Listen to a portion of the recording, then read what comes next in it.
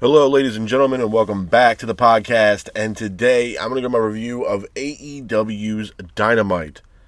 Starting off tonight, we have Will Ospreay taking on Swerve Strickland.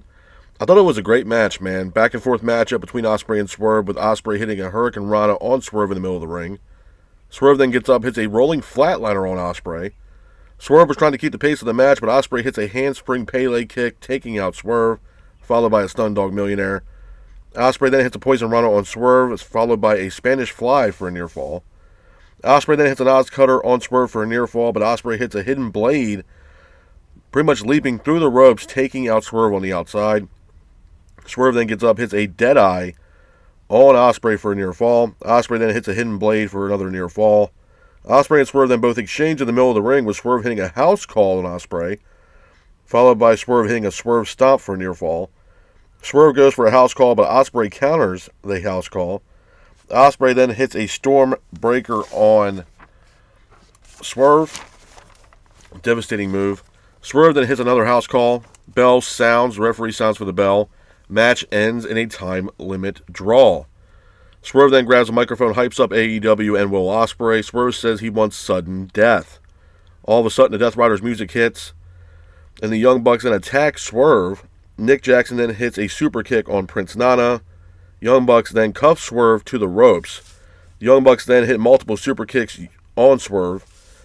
And then the Young Bucks then put Swerve's shoes on that were covered in tacks. Young Bucks then go for a super kick on Swerve, but Ospreay steps in the middle of Swerve and the Young Bucks. Ospreay takes a super kick right to the face. Looks like Ospreay was trying to do whatever he could to save Swerve Strickland. Some interesting stuff there between Ospreay and Swerve. Moving on from that, we have Mystico taking on Blake Christian. I thought it was a good match. Back and forth matchup between Mystico and Christian, with Mystico keeping the pace of the match. Mystico hits a Hurricane Rana on Blake Christian. Blake then hits a 450 for a near fall. Mystico then hits a Spanish Fly off the top rope on Blake Christian, pins for the 3. And your winner of the match is Mystico. After the match, the Hurt Syndicate come out to the ring. MJF has a microphone, says he's going to give Mystico a match. MJF then calls Mystico a sloppy Sin Cara. I thought that was interesting. Hurt Syndicate then attack Mystico. Mike Bailey, Kevin Knight, and Dorada are here. Bailey, Knight, and Dorada then attack the Hurt Syndicate, pretty much saving Mystico. Speaking of the Hurt Syndicate, though, we get an impromptu matchup. It's a 6-man tag team match where the Hurt Syndicate take on Kevin Knight, Speedball Mike Bailey, and Dorada. I thought it was a good match, man. Back and forth matchup between both teams, with Knight, Bailey, and Dorada keeping the pace of the match. Lashley hits a spear on Dorada in the middle of the ring. Dorada then gets up, hits a springboard shooting star press. MVP then attacks Speedball Mike Bailey, which allowed MJF to hit a DDT. Pins for the 3. And your winners of the match are the Hurt Syndicate. After the match, the Hurt Syndicate then attack Kevin Knight, Bailey, and Dorada. MJF then takes off Dorada's mask. After that, Mystico comes out and saves Dorada by attacking MJF. Some interesting stuff there between the Hurt Syndicate, Bailey, Kevin Knight, and Dorada. Moving on from that, we have an Adam Page segment. Adam Page music hits. He's nowhere to be found, but all of a sudden we see Page tied up and being beaten by the Death Riders. Moxley tells Page that he needs to be focused. Moxley says that he doesn't like Adam Page. Moxley says that Page is not prepared for their match at All In, that he needs to pack his shit and go. After that, the Ops are here to save Adam Page. Some interesting stuff there between Adam Page and Jon Moxley. Moving on from that, we got a tag team matchup, and it's Anna Jay teaming up with Ty Mello to take on Penelope Ford and Megan Bayne. I thought it was a decent match. Back and forth matchup between both teams, with Ford and Bayne keeping the pace of the match. Ty Mello then hits a senton off the apron, and Ty Mello ends up hitting the finish, pins for the 3, and your winners of the match are Anna Jay and Ty Mello. Hats off to Anna Jay and Ty Mello for getting the win in this matchup. Moving on from that, we got a video package that was played showing the history between Omega and Okada and all the matches in history they have made with each other over in New Japan. Multiple 5-star matches, kind of giving the new fans some insight on how important this matchup is between Omega and Okada that's taking place at this year's All In. I thought the video package was great. It was also great to show the new fans the history of or the history between, I should say, between Okada and Omega. Speaking of Omega and Okada, we got a contract signing. We got Tony Schiavone in the middle of the ring with both Omega and Okada. Tony Schiavone introduces the new AEW Unified title. Okada then signs the contract. Okada talks about the history that he's had with Okada. Omega then signs the contract. Omega and Okada then both shake hands in the middle of the ring. Don Callis music hits, but Don Callis is standing ringside with the microphone. Don says that Omega should be ashamed of himself, and he wonders why not Fletcher or Takeshita in this match instead of Omega. Omega tells Don Callis that he's had enough, but then Okada then attacks Omega from behind, and a lot of people now are speculating on whether Okada might also be a part of the Don Callis family. Some interesting stuff there between Okada and Don Callis. Couple of things I want to talk about, man, when it pertains to AEW Dynamite before I get the hell up out of here. Number one, I thought this was a decent show. I liked the progression in the storyline here between Adam Page and Jon Moxley, because 9 times out of 10, a lot of the storylines in AEW are pretty much non-existent, or it's really, really slow. It's a slow burn. They're starting to slowly hype this story up, and it's starting to intensify as time goes on. We see, we have the whole dynamic with Swerve not trusting Adam Page pretty much getting his ass kicked from the Death Riders, and then we had the Ops coming out to save Adam Page.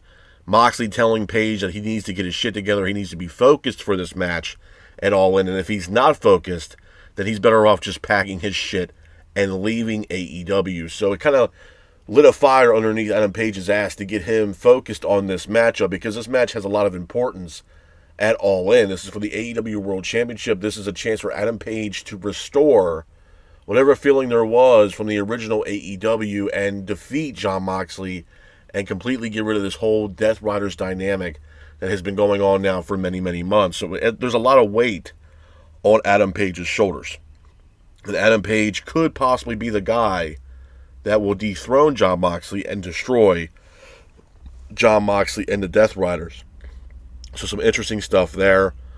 Obviously, the big elephant in the room was the contract signing. That was the main event of Summer Blockbuster Dynamite. Was the contract signing between Okada and Omega. I will say the video package was a nice touch. I appreciate that. Now, do I know the history between Omega and Okada? Yeah, I've seen a couple of their matches over in New Japan. But there's a lot of fans that are not really in the know of the history between Okada and Omega. There is a history there between both these guys. And these guys were the pinnacle, if you will, of New Japan Pro Wrestling. These guys were household names, especially Okada. And these guys tore the house down. I mean, these guys had multiple matches, multiple 5-star matches that left an impact and, a mark on New Japan's history. I mean, these guys tore the house down. 2 of the best to ever do it. And those matches were incredible. Like I said, man, some of those matches were 5-star matches, and those guys brought it every single time they competed against each other in the middle of the ring. And we're going to get another match here, a final match here between Omega and Okada at this year's All In. I'm definitely excited for it. It is title versus title. We got the international title on the line as well as the Continental Championship. And both of those titles will be merged. It's winner takes all, and Tony Schiavone reveals the new AEW Unified Championship. Now, I have a couple issues with it. Well, at least 1 or 2 issues with this. Number one, I will say off rip that I think the championship title looks amazing. It looks absolutely incredible. A lot of people are saying that it has a lot of resemblance to like a WBC boxing championship or something like that. It has a lot of resemblance to a boxing world title. I'm gonna say this, and probably go on a limb and say this, that AEW does do a fantastic job with the presentation and the design of their titles. Man, I remember when the AEW World title was revealed to everybody, and it was revealed by Bret Hart. I mean, everybody was infatuated with this title. I mean, the AEW World title is absolutely gorgeous. So to see the reveal of this AEW Unified Championship, I mean, the aesthetics alone of this title looks absolutely incredible. We got the black belt, you have the gold plates around it. I mean, it looks absolutely incredible. It's almost breathtaking. So the title is great. My biggest letdown from this is the announcement of the Unified Championship. I hate that concept like you would not believe. Now, a lot of people were, saying that I don't understand why they just didn't name it the Intercontinental Championship. I think the reason why that is because WWE owns that trademark for the Intercontinental Championship. So I don't think AEW can actually name that title the Intercontinental title. So right now we have it as the AEW Unified Championship. For me, I'm not a huge fan of that name. I was hoping they would come up with something different as far as the name of that title, because a Unified Championship is just, you want to talk about a mid-card title, man. That name alone just kills that belt. Am I excited for this match? Absolutely. I know there's some people out there that are not really excited to see another Kenny Omega and Okada match. I am. I think this is going to be a great match. I think it's a history-making match between both of these guys. My main concern, though, with this match after All In is what is next for either Okada or Kenny Omega. I think that's the biggest question that a lot of us should have after this matchup, because what's really truly next for these two guys? For Okada, for Omega, I mean, having Don Callis a part of this segment here between Okada and Omega with this contract signing, this could possibly lead into something where maybe, just maybe, it's just, conspiracy, that Okada does somehow join the Don Callis family. And if that is the case, you want to talk about a stable that is a force to be reckoned with the likes of Okada, Takeshita, Kyle Fletcher, and you also have, Christ, man, and Okada, Fletcher, and Takeshita. You also got Lance Archer. It's a solid stable, man, if Okada does happen to join the Don Callis family. And if that were to be the case, then, I'm not against it. The other thing is, too, is, like, if you look at Okada with the Elite, I think something is going to change here drastically with the Elite. I know there was a backstage segment that happened last night between Paige and the Young Bucks, where the Paige kind of, voiced his opinion on the Young Bucks and told them that they need to knock their shit off and stop getting in their business and stop getting in Swerve's business. And then you can see why, Adam Page is saying this to the Young Bucks. You can see Prince Nana peeking his head around the door, and he's hearing this entire conversation or this altercation here between Page and the Young Bucks.